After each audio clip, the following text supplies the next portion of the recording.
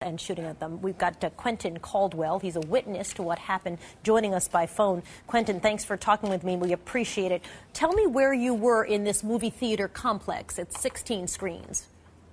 We were in Theater 8, adjacent to the theater where the shooting happened. Me and my wife, we usually go to all the superhero premieres. You know, we've been avid collectors for years and just decided to go this one night. So there are many theaters in which this movie was being shown. Yes, it's the Century 16, so there's 16 theaters in this one. So you're watching this movie.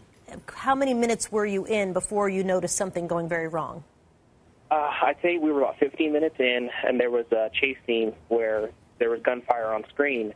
And right then, out of nowhere, on the right side of us, we just heard a very distinct pop, pop, pop, pop. And, you know, my wife jumped, and I kind of sat there and was like, oh, it's probably just really good special effect, you know, sound effects. And my wife said, no, that's really distinct, you know, and a couple other people looked kind of puzzled too. And suddenly behind us, we noticed that there's people saying somebody's shooting up the theater, somebody's been shot. And we see a young couple, you know, holding a woman's face, and they're guiding her down the stairs, you know, and she's bleeding pretty good. And I look to my right, and another gentleman's holding his stomach, and he's running down the stairs, you know, just trying to get out of there.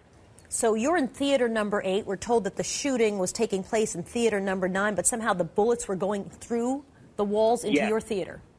Yeah, they did. After that had happened, in fact, we went to the left side of the theater, and somebody said, oh, look, holes. And, you know, we looked up, and you could see the sound baffling material had been actually pushed out of the wall. And I walked over and actually put my finger in it, you know, because I was like, just, you know, on, kind of shocked still. And, you know, right before we tried to exit the theater, and then all of a sudden somebody ran in and said, don't go in the lobby, he's in the lobby. And somebody else tried to go outside, and they shut the doors, and I don't know why, but they said he's outside, so we were scared. We didn't know if there was more than one. You know, a lot of people were in shock, so... Could you smell the gas? We're told that in theater number 9 that he had set off some kind of gas canister. Could you smell the gas? Was it coming into your theater? Yes, actually, the holes that were shot through, we noticed that there was a little bit of light smoke coming through them, and somebody said that, oh, wow, look, it was hot. You know, like the bullet went through and burned the material. But my wife, she's been in an EMT before, so she's done the training with tear gas with the good drills for the disaster preparedness. She says, that smells really familiar, and then she's like, that's tear gas. So we thought that the police were using tear gas on somebody because we just didn't know what was going on. So that's when they told us, you know, we need to try and get out somehow, and there was only one exit at the top of the projector screen. So that's when I told everybody, just walk up the stairs, start heading up north. So what was it like inside the theater, Theater 8, where you were? Were people in chaos? Were they screaming? How many people were injured? There were 2 that I saw injured, but it wasn't chaos. It was more so everybody thought at first that it was a part of the movie, like it was just something that was going on, like a promotional stunt or something, you know. So at first, everybody's kind of dumbfounded. In fact, when you know, I forgot my keys and I ran back to my seat to get my keys, there were still people sitting there waiting for the movie to continue. You know, and I looked at them like, this is real. There's something wrong. We need to leave now. And then we're getting out the exit, and there's still groups and groups of people just sitting in the theater like nothing's going on. So you were finally able to get to the top of the balcony, and everybody was filing out fairly calmly? Yeah, everyone was fairly calm until we got to the top of the balcony. Once we did, there were 2 armed officers at the bottom of the stairs. We were at the balcony right behind the projectionist booth, and they had shotguns, and I just heard one of the officers say, you know, put up your hands. We need to make sure that you aren't armed. Put up your hands. So everybody up at the top put their hands up, and, you know, all of a sudden the officer looked down and said, can they go? Is it okay for them to go? Are you going to let them go?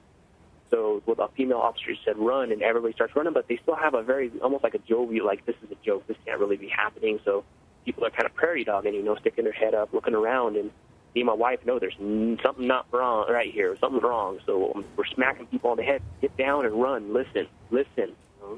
So it sounds as if at that moment they were still looking for potentially a second gunman. Yeah, they didn't know what was going on, really, because once we got outside, outside was chaos because there was wounded everywhere. There were officers leading wounded places. There were wounded sitting on the curbs outside. I noticed one girl who was wearing a pink hoodie, and she just, on her left side, was just peppered with wounds, you know, and she's just limping to whatever, you know, emergency vehicles were just barely showing up. They had one fire truck and a couple ambulances barely showing up because, you know, this has just happened maybe about 5-6 minutes before. So, you know, it was fairly chaotic outside. Police were describing putting witnesses and putting victims in their own cars and taking them themselves to the emergency rooms. I noticed that at first because, like I said, where the theater is, it's in a mall parking lot, so there's many exits. So there were people that were doing that because there were a lot of flesh wounds, but there were some serious ones as well. Like I mentioned earlier, me and my wife have gone through EMT training. I was in the Marines myself, and so we noticed when people are in shock, and we were kind of trying to help people get towards the fire trucks and the EMTs that were there because they're just wandering around the lot in a daze. And there was one gentleman who his leg was just peppered, just ripped up. And his shoe was missing, and his wife was shot in her leg. She was sitting right next to him, and I guess he took the brunt of it, and she got the rest. Did you see any sign of the shooter by the time police have said that they were able to not only capture him, but that he actually went without very much resistance? Did you see any of that as it unfolded? No. As we were leaving, we heard the police saying back and forth across the radios and just with general chatter that they had him cornered in Theater 9 and that there might be a second shooter that they didn't know. That was all I had gotten at that moment. Quentin Caldwell, who is a Marine, was watching the movie in the theater next to where the shooting was taking place. Some of those bullets actually went into the theater where he was watching the movie with his wife, giving us an eyewitness account of what he saw and heard. Quentin, thanks very much for